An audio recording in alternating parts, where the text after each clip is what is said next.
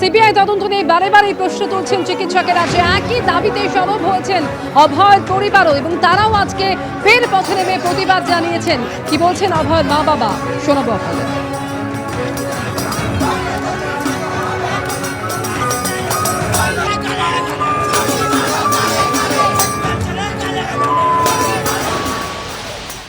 আমরা সমস্ত জায়গায় যেখানে যেখানে আন্দোলন হবে এখন অ্যাটেন্ড করবো সব জায়গায়।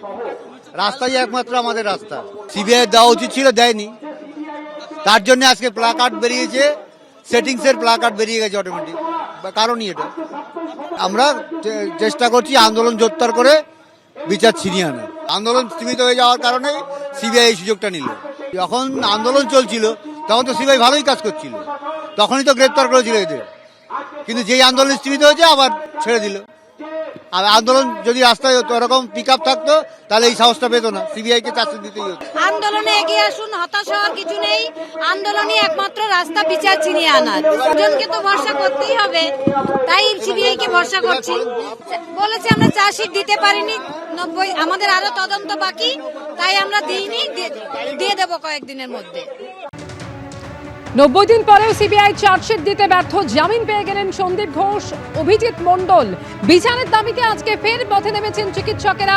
চিকিৎসকদের বহু সংগঠন তারা আজকে পথে নেমেছেন এবং যেখানে সামিল হয়েছেন অভয়ের পরিবার।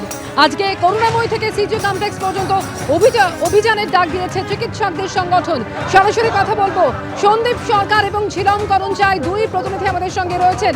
প্রথমেই চলে যাব সন্দীপের কাছে। সন্দীপ, করুণাময়ী থেকে আজকে সিজিও কমপ্লেক্স পর্যন্ত চিকিৎসকদের অভিযান, এই মুহূর্তে চিকিৎসকেরা ঠিক কোথায় রয়েছেন, কি বলছেন তারা? দেখো, 8 জনের প্রতিনিধি দল, জুনিয়র ডাক্তার, সিনিয়র ডাক্তার, নার্সদের প্রতিনিধি দল, তারা সিবিআই এর তদন্তকারী আধিকারিক যারা রয়েছেন তাদের সাথে দেখা করতে গিয়েছিলেন। এবং গতকাল যেভাবে সন্দীপ ঘোষ এবং অভিজিৎ মণ্ডলের জামিন হলো, সেই জামিন কিভাবে সম্ভব হলো এবং কেন সিবিআই 90 দিনের মধ্যে চার্জশিট দিতে পারলো না, এই বিষয়টা বোঝার জন্য আন্দোলনকারী জুনিয়র ডাক্তাররা তারা গিয়েছিলেন এবং সিবিআই আধিকারিকদের সাথে কথা বলেন। সিবিআই এর তরফ থেকে তাদেরকে যেটা জানানো হয়েছে বলে জুনিয়র ডাক্তাররা দাবি করছেন, যে সিবিআই তাদেরকে বলেছেন যে তারা কিছু টেকনিক্যাল কারণে তারা সাপ্লিমেন্টারি চার্জশিট দেননি। তবে চার্জশিট জমা না দেওয়ার অর্থ এই নয় যে তারা চার্জশিট দেবেন না, এই বক্তব্যটা তারা জানিয়েছেন এবং তাদের এই বক্তব্য জুনিয়র ডাক্তাররা শুনেছেন। তবে তারা আশ্বস্ত নন। তাদের বক্তব্য যে তাদেরকে এর আগে আশ্বাস যেটা দেওয়া হয়েছিল সিবিআই এর তরফে, ধৈর্য ধরতে বলা হয়েছিল, এখন দেখা যাচ্ছে যে নির্দিষ্ট মেয়াদকালের মধ্যে তারা চার্জশিট দিতে পারলেন না, ফলে ধৈর্যের বাঁধ তাদের ভেঙেছে।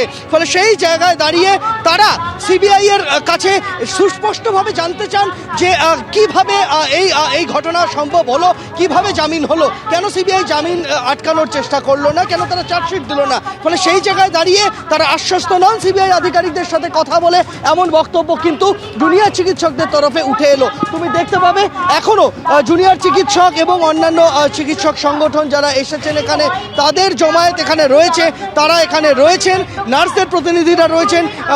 কড়া নিরাপত্তার চাদরে মুড়ে ফেলা হয়েছে এই সিজিও কমপ্লেক্স চত্বর এবং এখানে আমরা দেখতে পাচ্ছি যে এখানে লাগাতার স্লোগান চলছে, লাগাতার বিক্ষোভ কর্মসূচি চলছে। আজকে অভয়া বা তিলোত্তমার মা বাবা তারা এখানে এসেছিলেন, তারা এখানে এসে এই যে প্রতিবাদ কর্মসূচি, তারা তাদের ক্ষোভের কথা জানিয়ে যান। যেভাবে তথ্য প্রমাণ লোপাটের অভিযোগে গ্রেপ্তার করা হয়েছিল, সেই তথ্য প্রমাণ লোপাটের অভিযোগে গ্রেপ্তার হওয়ার পরেও তাদেরকে জামিনে ছেড়ে দেওয়া হয়। দেবাশিস রয়েছেন, দেবাশিস হালদার। দেবাশিস, আপনারা গিয়েছিলেন, সিবিআই এর সাথে কথা বললেন, আপনারা কি আশ্বস্ত? আপনাদের কি যুক্তি দেওয়া হলো?